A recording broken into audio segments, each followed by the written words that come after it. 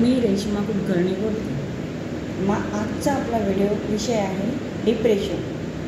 तर डिप्रेशन हे अनेक लोकांना येते. डिप्रेशन म्हणजे अतिशय दुःख होऊन मानसिकता बिघडणे. तर आपण ठरवलं बाजारातून ही वस्तू आणायची आणि आपण बाजारात गेलो, पण जी आपल्याला वस्तू लागत होती ती आपण घेतलीच नाही. बाकीचं आपलं वेळही गेला, आपण दुसऱ्याच वस्तू घेतल्या आणि घरी आलो. घरी आल्यावर त्या गोष्टीचं आपल्याला सारखं सतावं लागलं की आपण ती गोष्ट घेतली नाही, पैसे पण संपले, आपल्याला ती गोष्ट पाहिजे होती, याचं दुःख झालं, याचा आपण बराच वेळ विचार करतो.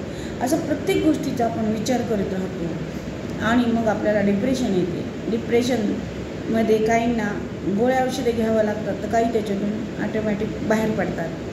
पण डिप्रेशन अतिशय दुःख होत राहतं कशानं गोष्टीचं. आपल्याकडे कपाटभर साड्या आहे, पण दुसऱ्याने ती घेतली साडी, मला तशीच पाहिजे होती, आणि त्याच्यासाठी आपण खूप विचार करणार आणि डिप्रेशनमध्ये जाणार. असं प्रत्येक गोष्टीचं आपण डिप्रेशन घेत राहतो, म्हणजे दुःख घेत राहतो की ही वस्तू अमुक आपल्यालाच पाहिजे होती, आपल्याला का नाही मिळाली.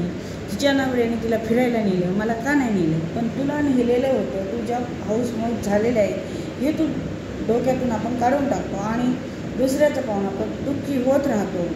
माझ्या बाबतीत नाही होत असं, पण असं अनेकांच्या बाबतीत होतं. कारण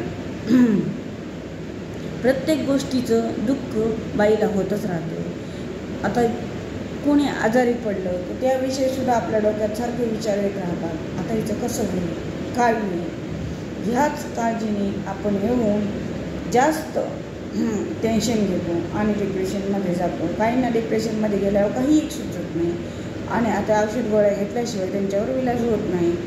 असं हे डिप्रेशन घेऊ नका, आनंदाने जगा. आपलं लाईफ आपण आनंदाने जगूया. कोणी काही बोललं, जवळची व्यक्ती, बहीण म्हणा, भाऊ म्हणा, त्याचं आपण जास्त टेन्शन घेतो आणि आपण डिप्रेशनमध्ये जातो. त्याच्यावर विलाज किंवा मानसिक तज्ज्ञ त्याच्याकडे काहींना जावं लागतं, कारण त्याच्यामध्ये गोळ्या घेतल्याशिवाय ते नीट होत नाही. आणि डिप्रेशन हे बऱ्याच लोकांना होतं. ते कारणच छोट्या मोठ्या गोष्टीचे टेन्शन घेणे आणि जास्त विचार करणे.